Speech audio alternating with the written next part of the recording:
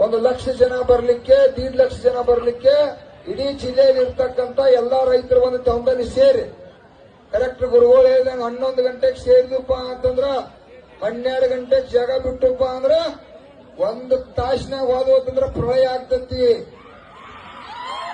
Police ಇಲಾಖೆ ಕೂಡ ವಿನಂತಿ ಮಾಡ್ಕೋತೀವಿ, ತಾವು ಸಜ್ಜಾಗ್ರಿ.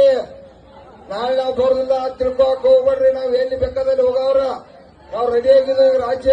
ರಾಷ್ಟ್ರೀಯ ಹೆದ್ದಾರಿ ತರಬೇಕಂದ್ರೆ ಈಗಾಗಲೇ ನಮ್ಮ ಗುರುಗಳ ಚರ್ಚೆದಾಗ 100% ಬಂದೈತಿ.